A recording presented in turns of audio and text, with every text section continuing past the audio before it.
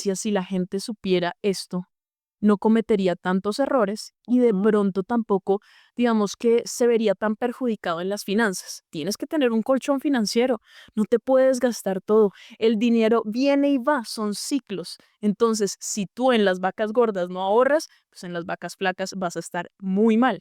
Lo que vale hoy el dinero, en unos años no va a valer. Las personas que realmente te quieren y uno lo aprende después no son las personas que te van a querer por dinero. Cuando te falte, pues van a faltar esas personas. Ujú. Las inversiones, sí, invertir, todo el mundo debería invertir. Hola, hola, bienvenidos a este nuevo episodio de Salva tu Bolsillo. Hoy estamos con María Paula González. Ella es de Finanzas con MP, ingeniera industrial, con énfasis en finanzas y por lo que yo he visto en redes, una tesa en este tema. Hola María Paula, ¿cómo estás? Bien, Olga, gracias por esto y además porque me parece muy chévere que seamos así como las finanzas son para todos, hablemos con las personas y nada, con todas las preguntas que tengas, con todo el gusto pues responderte. Mil gracias y además mil gracias por recibirnos en tu hogar en este momento. Antes de iniciar esta entrevista, creo que es necesario hacer el disclaimer de que nada de lo que nosotras conversemos hoy va a ser una recomendación de inversión.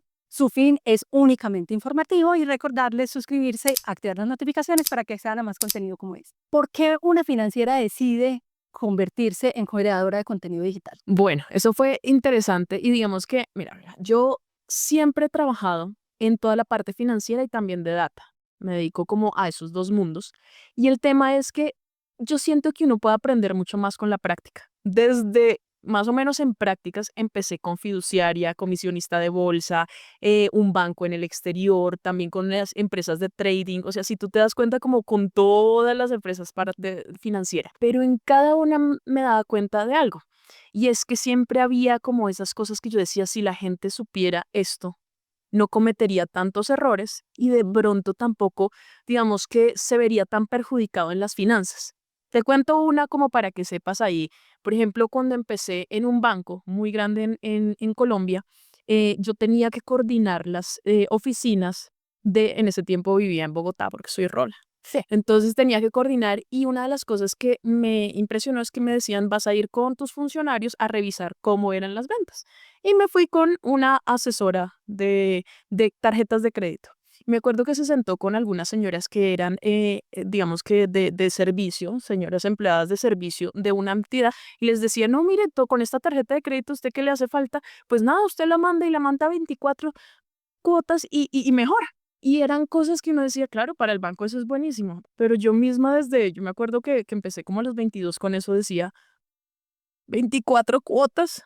Sí, no, O sea, no. solamente desde ahí quiero que empieces a saber que desde crédito hasta inversiones hay un mundo también muy agresivo donde hay ventas que no realmente ayudan a las personas, sino que si la persona supiera y supiera hablar bien con un comisionista de bolsa, un corredor de bolsa, con una empresa de trading, con esto, podría llegar más lejos, pero no lo dejan. ¿Por qué? Porque a la final es como todo, quieren vender. Entonces Claro, tienen dije, sus metas, sus claro, y se presupuestos entiende que cumplir. totalmente. Y ahí empieza Finanzas con MP y empiezo a decir, bueno, y si yo dijera algunos tips financieros y le dijera a todos esta parte, ¿será que podrían, pues, digamos que hacer las cosas de una forma diferente? Entonces fue por eso. A mí me ha gustado mucho viendo tu contenido precisamente eso, que explicas de una forma muy fácil cómo negociar una buena tarjeta de crédito, cómo hacer que no tengas cuota de manejo que pagar. Bueno, en fin, cosas que uno asume que deberían saberse, pero no. Y ahí va como mi siguiente pregunta, y es ¿por qué crees que si todos vivimos persiguiendo el dinero, pues trabajamos por plata, gastamos toda nuestra vida en un empleo tratando de conseguir dinero, ¿por qué nos es tan difícil manejarlo? Y esa es una muy buena pregunta. Mira, yo creo que uno por la educación que tenemos, sobre todo en países, digamos que emergentes como Colombia y algunos países de Latinoamérica, y es que como no nos enseñaron desde pequeños, ¿cierto? Y repetimos las cosas, si tú te das cuenta, los padres normalmente no les alcanzaba para terminar el mes. No nos enseñaron eso, no nos enseñaron los conceptos de ahorro, de pronto de tener un presupuesto, de tener claro eso. tú vas a ver una frase típica que es, yo no sé en qué se me va la plata. Ujú. Entonces yo creo que viene desde ahí. Si se impulsara un tema de educación financiera desde un colegio, si desde casa enseñáramos ahorra y cosas así, podríamos cambiar el estilo. Pero muchas veces los mismos referentes de nosotros terminan siendo las personas que no es que estén mal, es que tampoco les enseñaron ese tema, entonces es disruptivo. Yo me he dado cuenta que no solamente en la educación de los colegios y la universidad, pero si tu papá o tu mamá fueron juiciosos con el dinero y te enseñaron por lo menos, oye, tienes que tener un colchón financiero, no te puedes gastar todo, el dinero viene y va, son ciclos. Entonces, si tú en las vacas gordas no ahorras, pues en las vacas flacas vas a estar muy mal. Oye, tienes que ahorrar para una pensión. Una cosa es ahorita que estás vital, pero en algún momento no va a ser tan fácil, ni te pueden contratar ya para la edad o de pronto también en salud no estarás tan bien y necesitas una pensión. Uno va y mira, digamos, todas las estadísticas en la superintendencia financiero, en todas las, digamos que, entes regulatorios también, y se da cuenta de cosas muy tristes de la cantidad de personas que no se pensionan. Yo creo que es más eso, es primero que no tuvimos unos modelos porque tampoco los tuvieron, y dos, porque siempre también hay un extremo que hablábamos un poquito fuera de cámaras, y te lo digo y lo voy metiendo un poco a inversiones, y es el tema de inversiones en Colombia. Como no saben esa parte de ahorro y presupuesto, tú también le ves a las personas y les dices, oye, ¿por qué no inviertes así sea, listo, en un fondo conservador, empieza por ahí, pero empieza a invertir? Y las personas quieren de una vez que se les multiplique todo, Hacerse ricos. a hacerse ricos. Y es que es la cultura, si tú te das cuenta, claro, no, ya, pero no aceptan eso, no ahorran en otras cosas, pero eso sí llega otra persona y les dice, te voy a dar el 300% semanal y lo aceptan y es una estafa. Entonces, esas cosas son difíciles. Ahí con todo eso que estabas diciendo me haces acordar mucho de una frase muy usada por quienes saben de finanzas personales y es viva por debajo de sus posibilidades. Y a nosotros, pues lo digo en lo personal, a uno le enseñaban en la casa a gastar. La plata es para gastar. Para vos, ¿qué es el dinero? El dinero definitivamente es un recurso que sí va a ayudar mucho a que vives bien, pero el dinero es algo que se tiende a acabar y que está todo el tiempo en contra de la inflación. Eso sí lo tengo, digamos que muy claro, es lo que vale hoy el dinero en unos años no va a valer. Y es tu medio para transar con otras personas, pero tú le das como ese enfoque que quieres. ¿Qué quiere decir? Lo puedes usar bien, lo puedes usar mal. Entonces, lo puedes usar para multiplicarlo, que es cuando hablamos de inversión, pero también lo puedes usar mal y es cuando uno quiere usar el dinero para algo que como lo que hablamos y tú te das cuenta, está la persona que dice, voy a gastar este dinero. Lo primero es un carro o una moto. ¿Por qué? Porque también se lo quiero mostrar a los míos. Esa es una herramienta en la que uno quiere mostrar poder sin darse cuenta que efectivamente esas personas que de pronto, las personas que realmente te quieren y uno lo aprende después es, no son las personas que te van a querer por dinero. Cuando te falte, pues van a faltar esas personas. Entonces, como te digo, tú lo puedes ver como un nivel o un, digamos, un recurso que te puede ayudar a multiplicar, que te puede ayudar a vivir bien, a ahorrar, pero sin tratar de pretender. Y el tema es eso. Yo creo que esa es la Y del dinero. O quieres pretender o quieres vivir bien y ya.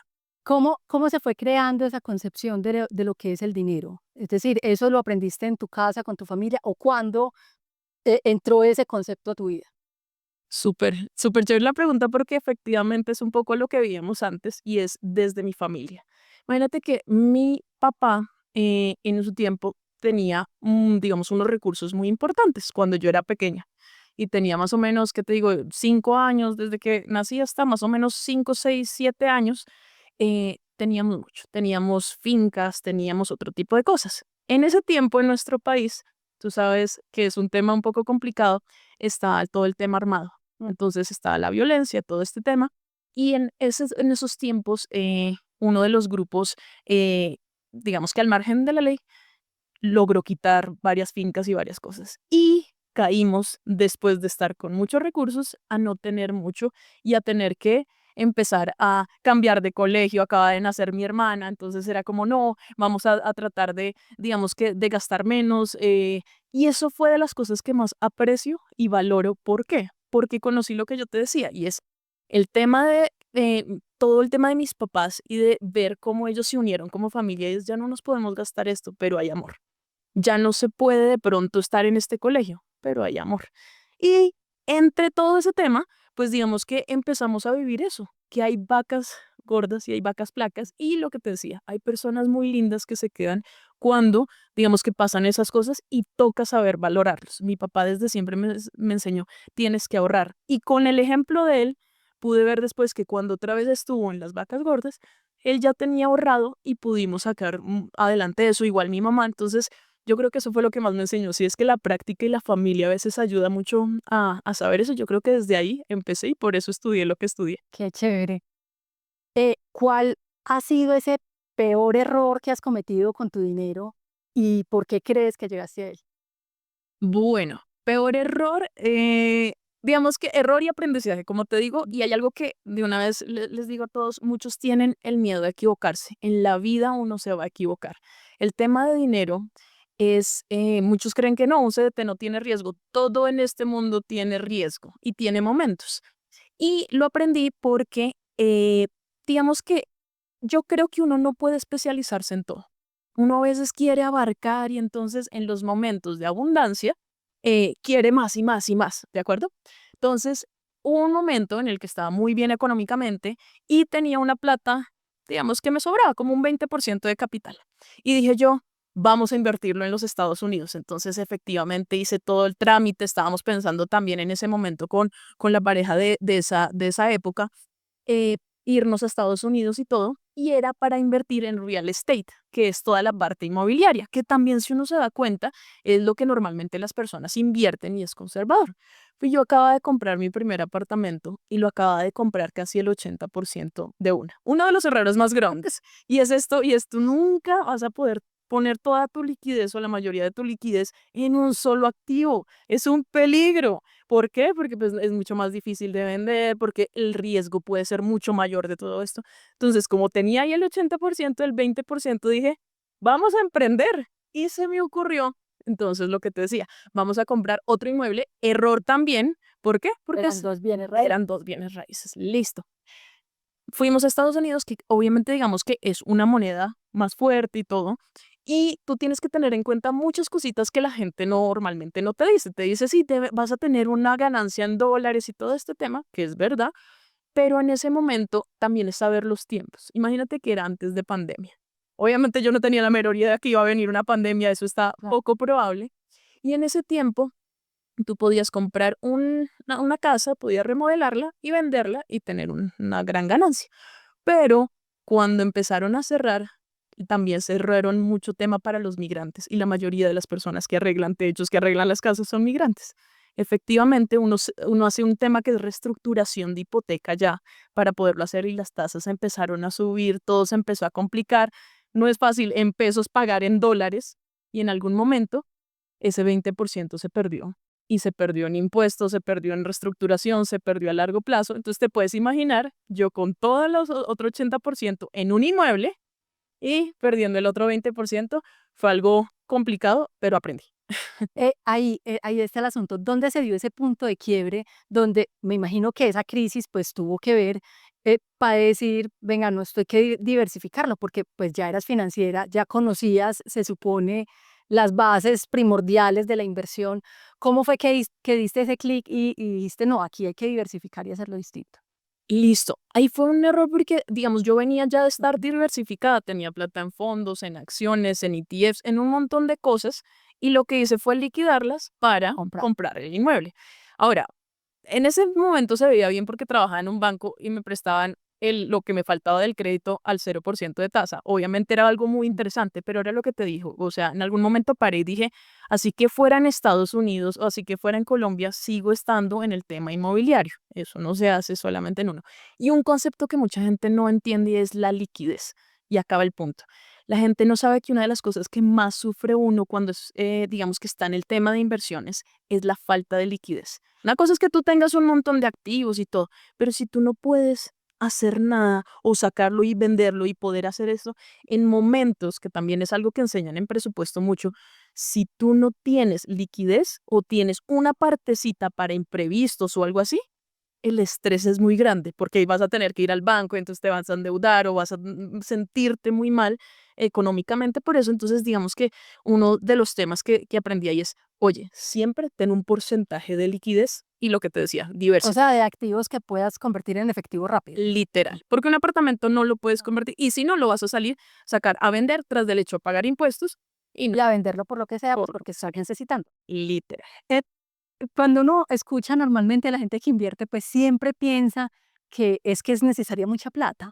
Yo, por ejemplo, lo digo por experiencia, también tenía ese concepto de que había que invertir, o sea, que los que podían invertir eran los ricos. Y pues mis primeras inversiones, pues aún todavía, eh, eran de bajo monto, ¿cierto? Yo arranqué invirtiendo de a 200 y de a 300.000 pesos. Pero creo que ahí sí hay algo muy importante de aprender a manejar las finanzas, de poder darle ese campito al ahorro y a la inversión.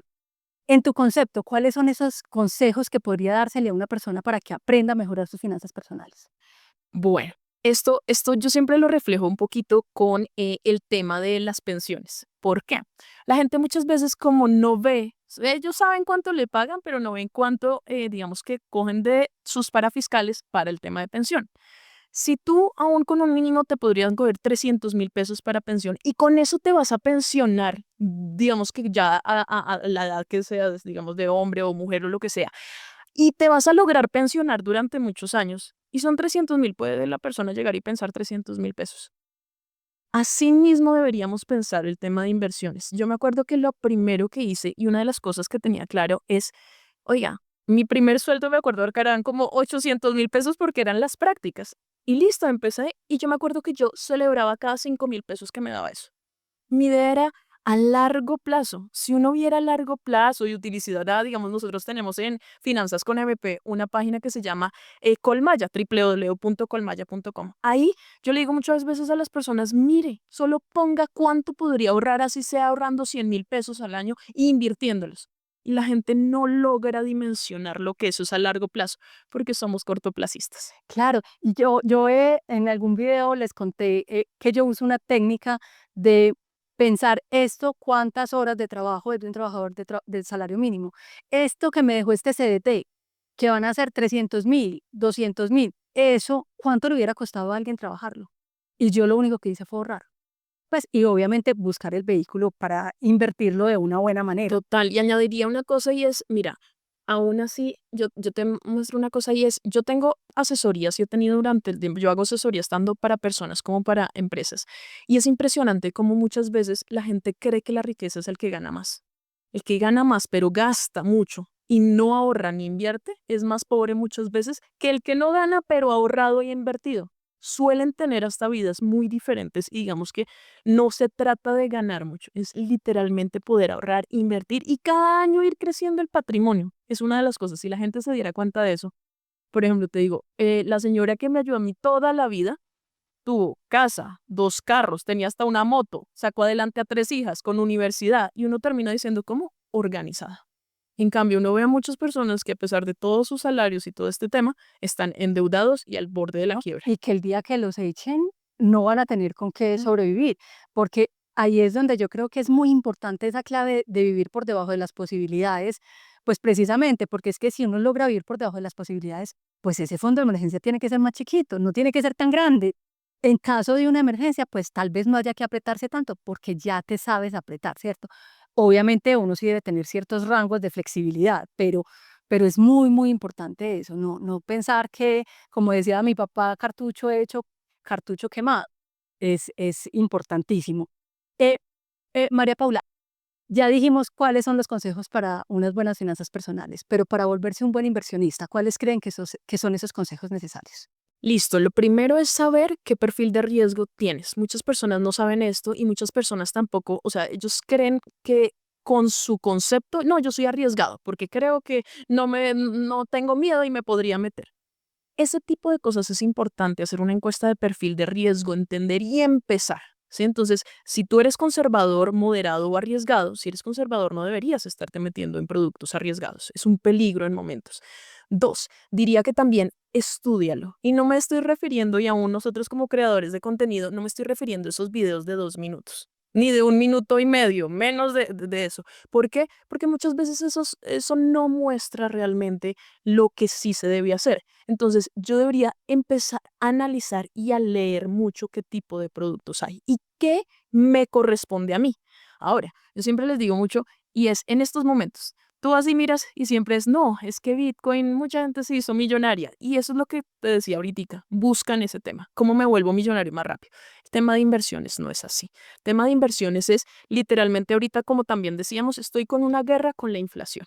Yo tengo que tener claro conceptos que deberían, como te digo, enseñarnos los del colegio, pero no nos enseñan, que es todos los años hay un tema inflacionario y díganme si no, tú terminas el año y empiezas a ver, me subió el arriendo, subió, no sé, los útiles del colegio, subieron un montón de cosas. Eso es la inflación, ¿de acuerdo? Pero ni siquiera cerrar el año. Si vas a marcar hace 8 días y hoy, los precios están por encima. Exactamente. ¿Por qué? Porque el hijo, digamos, de donde viene la inflación es el IPC que sale todos los meses por el DANE. La gente no sabe eso y no está pendiente de eso porque cree que no lo toca.